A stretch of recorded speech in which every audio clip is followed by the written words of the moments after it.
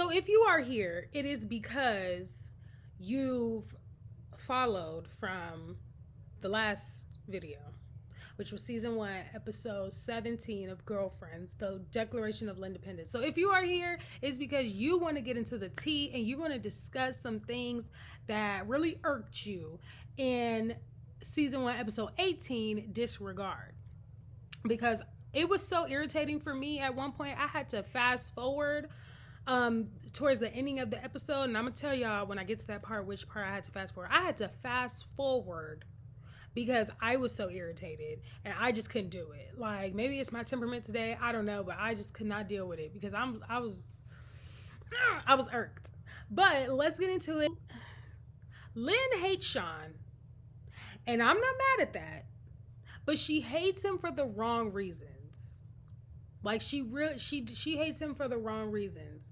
It opens up with, of course, Lynn and Sean. Lynn is staying at Joan's house. Okay, let's start with that.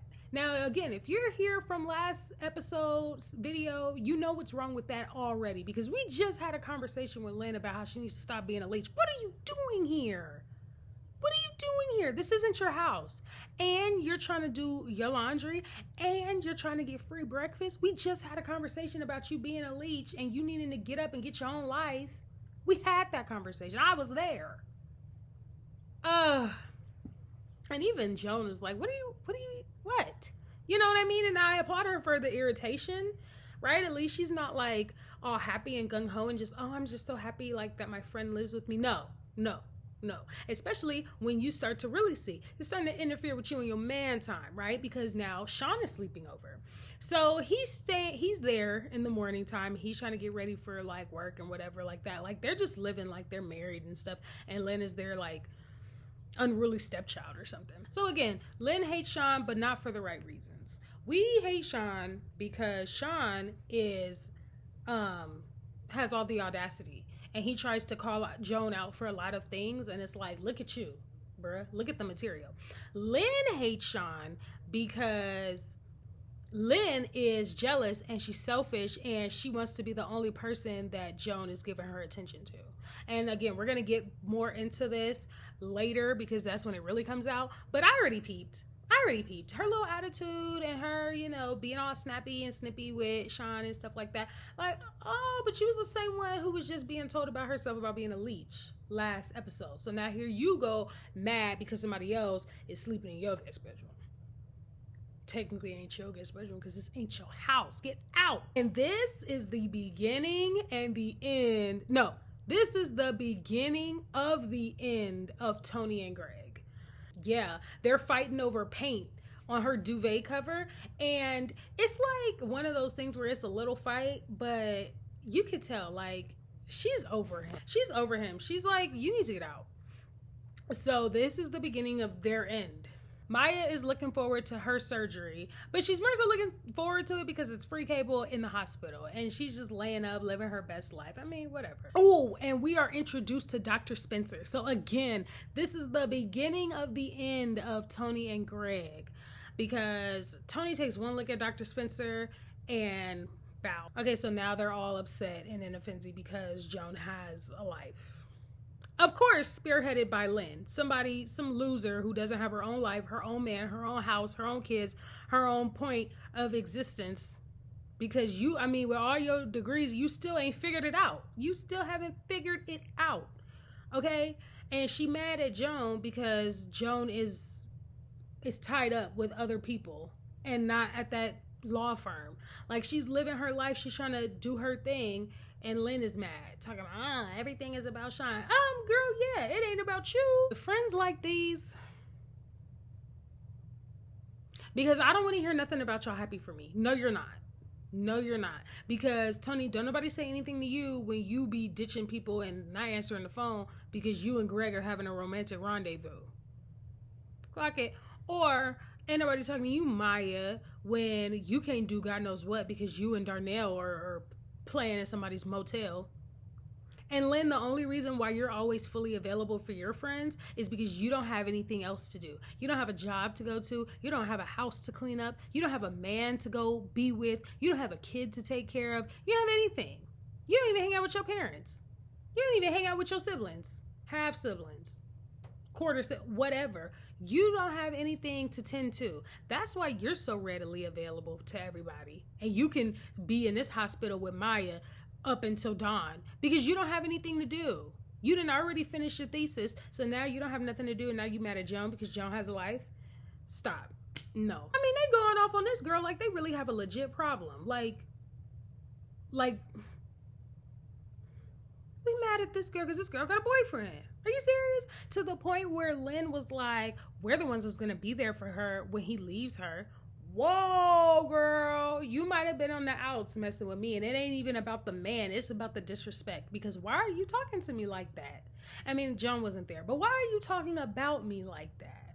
And at first, Tony had her back until Lynn tried to make some argument talking about, well, where is she when you need to complain about Greg?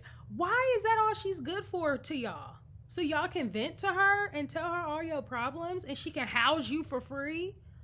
Yeah, we're starting to get into the point of y'all real friendship, for real. So was Joan selfish before or after she housed you for free, fed you for free, and didn't ask for a dime in return?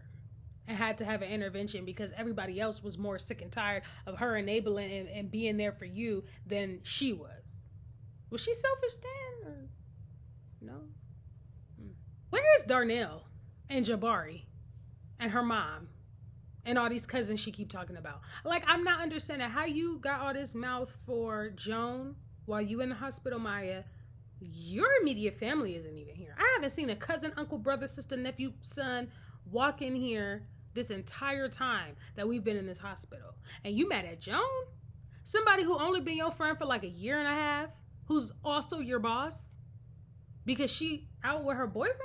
Hasn't she been at work all day? What is going on? What all got on my nerves? Every single one of them. Tony, I don't want to hear nothing about Greg because guess what? I was the one who told you that you need to leave that boy alone because he's broke still and you don't do broke.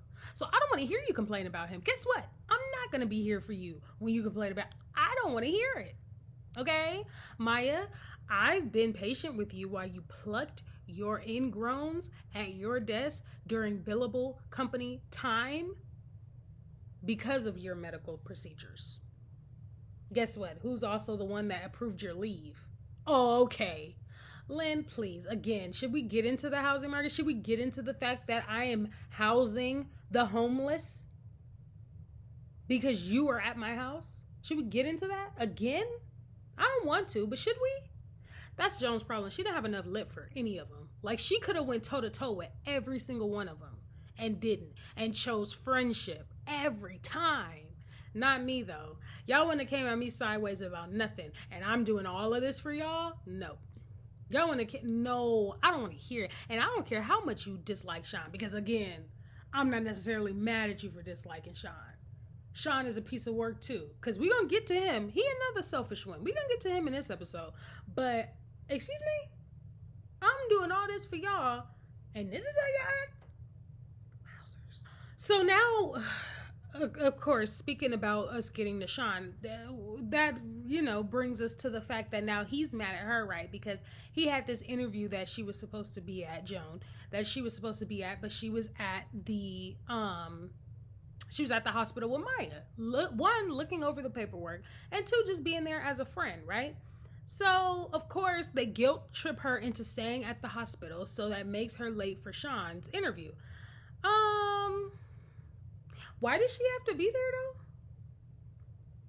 though? Like, why did Joan have to be there for Sean's interview?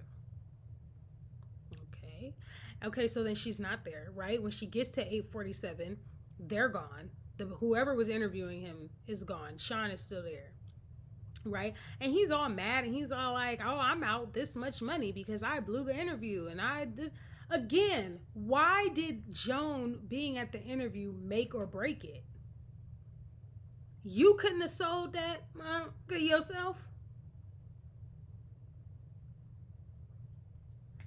What a bit. You see what I'm saying? Like, this episode really had me sitting there and thinking, like, this is bananas. You needed me to be at an interview by your side so you could get the interview? This interview ain't even for me. I ain't your wife. Number one, let's start there. I'm not your wife. Why am I at this interview, and why does my appearance make you look good? To the point where me not being here means that you didn't get it. Or it could be the fact that you was answering the phone 50 million times and excusing yourself. But then again, where were your balls gonna kick in and say, I gotta go. I gotta handle it myself. Thank you. I appreciate you for trying, but it's not looking like you can make it. That's fine. I gotta handle this. So don't keep calling me. Matter of fact, I'm turning my phone off because I'm in an interview and I don't want to blow it. When was that gonna happen? No, you just gonna keep answering the phone, hoping that I was gonna get here to save your little architectural career. You're so handy. Why you didn't score that interview on your own? Why'd you need me? And you was out how much? Because of what? Nah. And then he come talking about, no, it's not your fault. No, I know it's not my fault. So I'm gonna stop you there. I'm not even gonna let you continue. I know it's not my fault. The fact that I'm even sitting here looking apologetic is crazy. I know it's not my fault. No, it's not your fault. It was my past. If I hadn't... Why are you still making... I mean, what did you do besides sleep with close to 300 women in Los Angeles? Who did you do? How did you do it? Where did you do it at this point?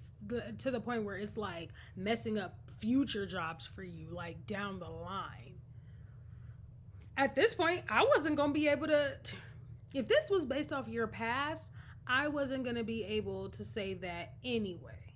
So, you get mad at me because I wasn't here.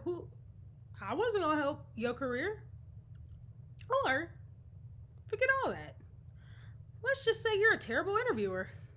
Maybe you just don't have the gusto, kid. That was odd to me. That was very odd to me. But I guess I had to squeeze him in there being selfish and demanding her time too, child. William should have lectured all of them on detaching from needy friends because they're so needy, it's making me uncomfortable.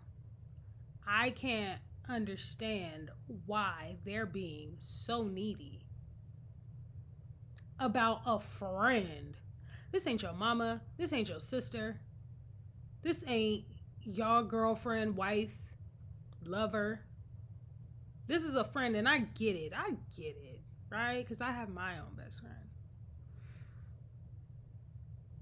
And I understand, right? A little personal about me. I understand that I am not needy like that in friendships to the point where I need to talk to you all the time, or I need to be over your house all the time, or I want you to always call me and I tell you all my business. That's never me. So, I even understand that, and I even say, you know what, don't respond how you respond. And I get it. But then again, here we are, and I get this is TV. But Maya, you've lost your marbles. Getting upset and demanding that I be here every second of every minute of every hour of every day when your own husband can't even do that. Like, are we for real? Your own husband can't even... I haven't seen Darnell and his baggage handling himself, walking here in his uniform on his lunch break, on his 10-minute break, calling off sick. He can call off. I used to work at the airport. He can call off. Okay?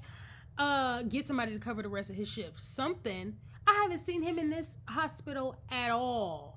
And maybe that's on the writers. Maybe the writers should have threw that in there just to make it look a little more realistic. And they kind of did, because when she was on the phone with her mom, trying to make it make sense. Like, oh, okay, when Darnell gets off of work, then he'll be able to come. His wife is in the hospital undergoing surgery. He could have got off from work. Especially if your storyline for this episode is the fact that you're mad at your best friend / boss because she hasn't been sitting in this hospital since you were admitted. Till the time they will you into surgery. That's what you're mad about. That's what you're mad. You're mad because Joan is not literally handcuffed to the side of the hospital bed, but your own husband. Can't even get off work to come and see you, to come and do the same thing that you're demanding from a woman who don't sleep with you, didn't birth you. You didn't birth her. Like, I'm confused. Your own child that you birthed isn't even here. Your mama that birthed you isn't here. Your cousins that are blood that you've been knowing. Where's Ronnie? Where's cousin Ronnie? Down there at Situations doing hair? He couldn't have rescheduled a client so he could come and help you in the hospital? So you need to pick the bone with your family and not me. Somebody that you've only known for a year and a half. That you always up eating over at my house. Ain't been to your house for a little shindig. But you mad at me because I can't practically lay in the bed with you for 24 hours. Get a grip. So Lynn, you did all this because you wanted a party and a cupcake for submitting your 5th thesis. Again, you have 5 master's degrees. Haven't we done this before? They've literally been friends since, I think, college, since UCLA. We've done this before, Lynn. Congratulations. Stick a fork in it. You're done. Like, what are we doing? You're mad at me because, oh, I submitted my paper and you said that we was going to do something when I finally finished. Girl, did you finally finish, or are you going to agree to go back next fall for another degree that you're not going to use? Like, miss me with that. Let's be real. You're mad because and she even said it, like, oh, our relationship is like based on you helping me and stuff. Why? That's the problem right there. That's the problem right there. Why is our friendship based off that? Quick. Why is our friendship based off that? Why is our friendship not based off of the history, the commonalities? I help you, you help me. You get that last part? You help me? Yo, but you ain't never in a position to do that. You always in a position to... No. I wrap all this up to say, Joan should have been done with them. This episode overwhelmed me. That was the part, the argument between her and Lynn in the hospital when she finally confronts Lynn and is like, girl, what is your problem? What is it? That's where I had to fast forward, because Lynn would have got this backhand. First of all, talking to me like that. Second of all, calling me selfish when, girl, you're living in my house rent free. You're living in my house. I don't want to keep saying it, but I will. And unfortunately, I'm going to have to, because that's going to be the common theme throughout this whole series. She's living in her house. Like, I just don't... How do you call somebody selfish when they do that? And then I'm more mad at Joan because how do you not check somebody for calling you selfish? Really? I'm selfish? I'm selfish? Would I be selfish if I tell you to pack your bags right now and I don't care where you end up? Would I be that selfish or no? Or no, are we taking the words back now? That kind of stuff really bothers me and it really irks me, because now I'm questioning why we're friends in the first place.